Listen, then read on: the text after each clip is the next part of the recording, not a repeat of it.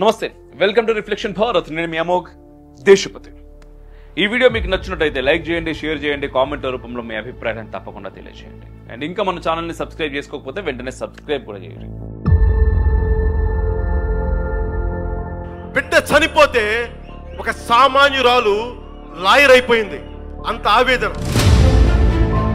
జగన్ రెడ్డి గారు నిజంగా చిత్తశుద్ధిగానే ఉంటే ఆ ఆడబిడ్డను చంపేసిన వాళ్ళ కేసు ఎందుకు తీరాయన? ఎందుకు ఇంత నిర్లక్ష్యము ప్రభుత్వానికి గిరిజనులంటే? మరి నేను ఈడ్చుకుంటూ ప్రతి ఆఫీస్ చుట్టూ నేను నా కూతురు గురించి చెప్తున్నానే.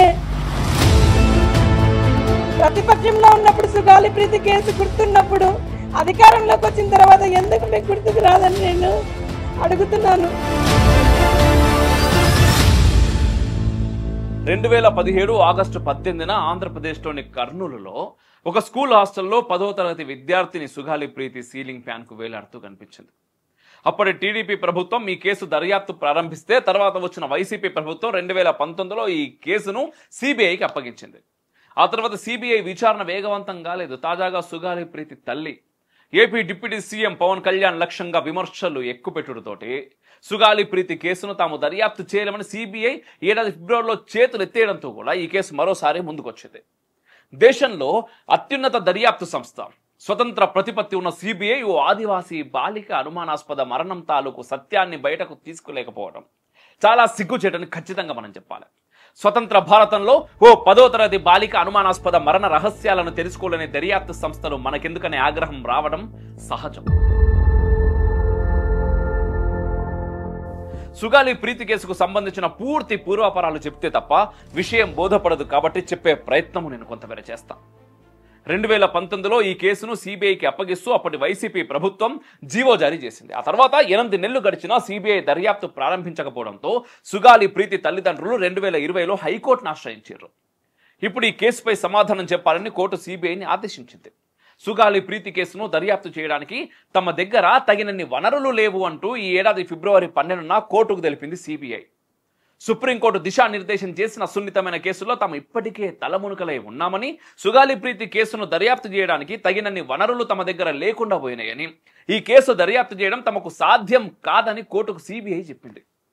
సాంకేతికత ఇంత అభివృద్ధి చెందిన కాలంలో ఒక మరణాన్ని ఛేదించలేని వాళ్ళం వైరి దేశంతో ఏ విధంగా తలపడతామనే ఇంగితం సహజంగానే మనను ఇబ్బంది పెడతా ఉంటది. గూఢచార సంస్థలు, నిఘా విభాగాలు, ప్రత్యర్థులు, ఉగ్రవాద సంస్థలు, తీవ్రవాదులు, వేర్పాటువాదుల రహస్యాలను ఛేదిస్తాయి. కానీ చిల్లర నేరగాళ్లను పట్టుకోలేవా అనే ప్రశ్న ఎవ్వరికైనా వచ్చుడు సహజం. ఈ ప్రశ్న ఇప్పుడు సుగాలి ప్రీతి మృతి విషయంలోనూ కలుగుతా ఉన్నది. 2017లో రేప్ అండ్ మర్డర్ కేసు పెట్టినప్పటి నుంచి ఈ రోజు వరకు ప్రీతి తల్లిదండ్రులు న్యాయ పోరాటం చేస్తూనే ఉన్నారు. కేసు అప్పుడు ఎట్లా ఉందో ఇప్పుడు కూడా అలానే ఉన్నది. ఎంతో కష్టపడి ప్రీతి కేసును కోర్టు బెంచ్ వరకు వచ్చేలా చేస్తే ఇప్పుడు ఈ కేసును తాము దర్యాప్తు చేయలేమని కోర్టుకు సిబిఐ ఎట్లా చెప్తుందని ప్రశ్నించారు. ప్రీతి మరణం వెనుక ఏం జరిగిందో తేలాలని, ఆమెను ఎవరు, ఎందుకు, ఎట్లా చంపిర్రో తమకు తెలియాలని సుగాలి ప్రీతి తల్లి పార్వతి తాజాగా AP deputy CM Pawan Kalyan demand చేశారు. తమ బిడ్డ పోస్ట్ మార్టం రిపోర్ట్, ఇతర రిపోర్ట్ల ఆధారంగా తమకు న్యాయం చేయాలని కోరారు. ప్రతిపక్షంలో ఉన్నప్పుడు అంతగా మాకు అండగా ఇచ్చిన మరి జనసేనాని గారు మరి ఈ రోజు ఎందుకు సుగాలి ప్రీతి కేసు గురించి పట్టించుకోవడం లేదో ఈ మీడియా తరఫున నేను ప్రశ్నిస్తాను అన్నగారిని. కూటమి ప్రభుత్వం వస్తుంది, ప్రభుత్వం వచ్చిన ఫస్ట్ సంతకమే సుగాలి ప్రీతి కేసు అన్నారు. సుగాలి ప్రీతి కేసుకు మాట ఇచ్చి ఎందుకు మరిచారని నేను అడుగుతా ఉన్నాను. మా పాప ఉరి వేసుకుందని అంటున్నారు, కానీ ఆ ఉరి ఈ చీరతో జరగలేదు, వేరే తాడుతో బిగించి చంపినట్టు ఉందని పాథాలజిస్ట్ ఒక రిపోర్ట్ ఇచ్చారు. తమ కూతుర్ని చంపారనేది తల్లిదండ్రుల ప్రధాన ఆరోపణ. అసలు ఎవరి సుగాలీలు? దక్షిణ కోస్తా తీరంతో పాటు నల్లమల అటవీ ప్రాంతంలో నివసించే సుగాలీలు అడవి బిడ్డలు. కాలక్రమంలో మైదాన ప్రాంతాలకు వలస వచ్చారు. ఆదివాసీల జీవనంపై పరిశోధన చేసిన డాక్టర్ కె శ్యామల వంటి వారు culture and customary law in Sugali tribal society Anantapur district పేరిట రాసిన పుస్తకాలు చదివితే కొంతమేర సుగాలీల గురించి మనకు తెలుస్తుంది.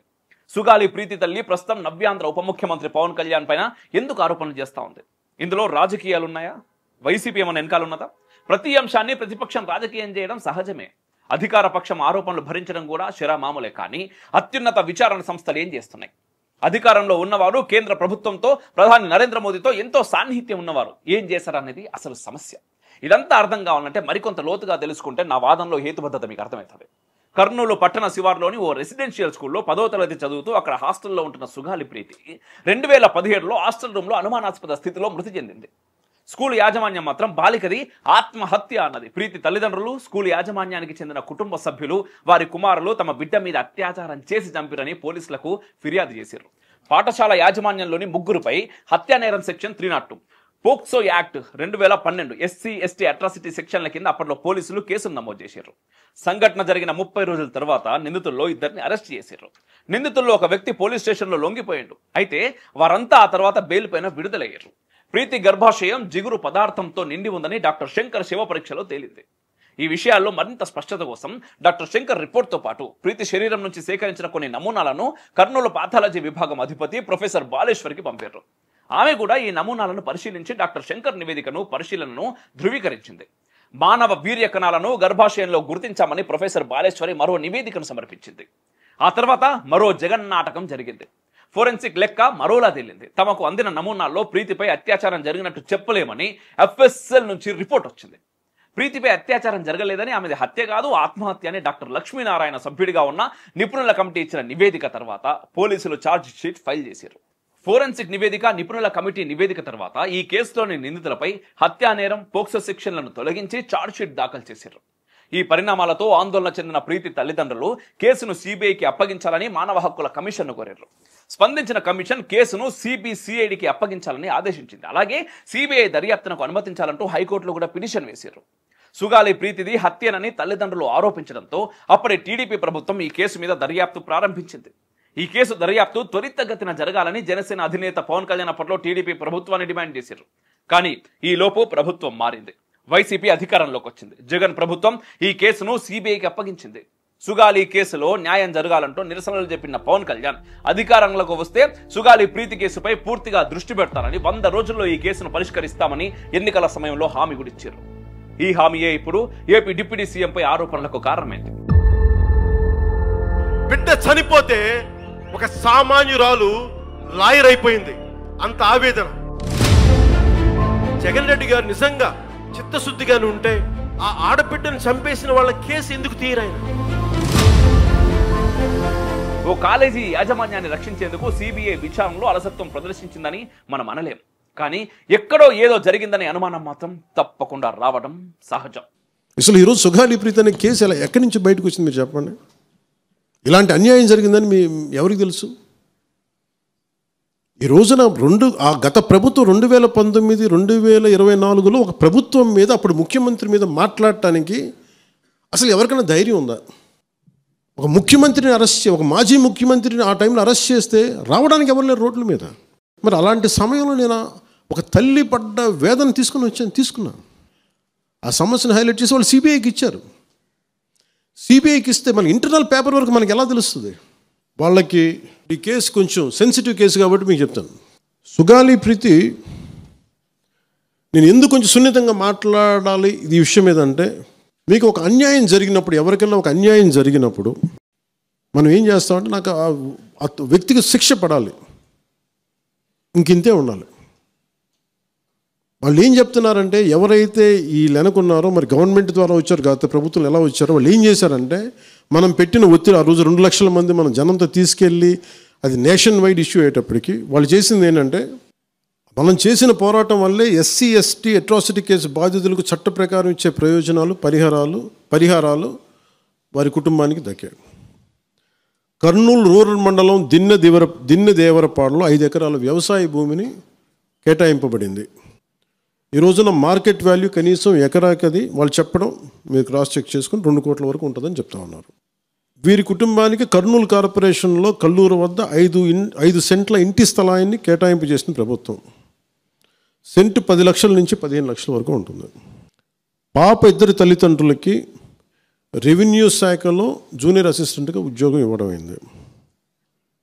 నేను ఫస్ట్ టైం ఛార్జ్ తీసుకోగానే మొదట చెప్పిన మాట, పాపకి న్యాయం జరగాలి, ఏమేమి జరిగిందని. ఇవన్నీ చెప్తే పోలీసు CID వాళ్ళు చెప్పింది ఏంటంటే, అసలు అప్పట్లోనే ఎవరైతే దీని వెనక కుట్ర వెనక ఉంది ఇవన్నీ చెప్తున్నారో ఏ DNA తారుమారు చేశారు. మరి ఏం చెప్పారు నాకు తెలియదు, కానీ నాకు తెలిసి వాళ్ళు ఈరోజు పోలీసు చెప్తుంది ఏంటంటే, సాక్ష్యాలు వీళ్ళు చెప్తున్న వ్యక్తుల మీద వాళ్ళ DNAకి దీనికి మ్యాచ్ కావట్లేదు. కోర్ట్స్ ఏం చేస్తాయి, పోలీసు ఏం చేస్తారు? దీన్ని కూర్చోబెట్టి ఎందుకు చెప్తున్నానంటే ఇది వివేకానంద రెడ్డి గారిని చంపేశారని తెలుసు అందరికీ. ఎవరైతే చేస్తున్న నిందితులు ఉన్నారో వాళ్ళు ఒక్కొక్కరుగా చంపేస్తున్నారు వాళ్ళని. మరీ గత 5 సంవత్సరాల్లో ఇట్స్ ఎ క్లాసిక్ కేసెస్ ఇవి. ఈ ప్రక్షాళనకే పూనుకున్నాం మనం.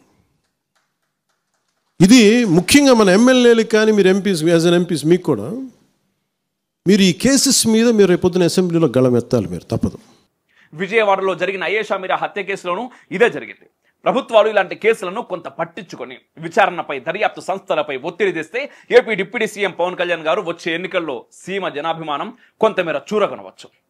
నిజంగా మాట్లాడడానికి చెప్పడానికి నాకే చాలా ఇబ్బందిగా ఉన్నది.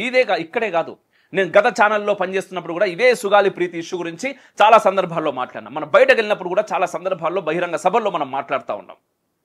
రిఫ్లెక్షన్ స్టార్ట్ చేసినాక ఇది నాకు తెలిసి సుగాలి ప్రీతి మీద మనం చేస్తున్నటువంటి 3వ వీడియో. ఒక గిరిజన బాలిక పైన జరిగినటువంటి ఒక అన్యాయం, సిబిఐలు ప్రభుత్వాలు మారుతా ఉన్నా కూడా అది ఏంది, నేరస్తులను కాపాడడానికా ఇదంతా? నిజంగానే ఈ అనుమానాలు నాకు వచ్చుడు కరెక్టేనా కాదా? కామెంట్ల రూపంలో మీరు చెప్పు.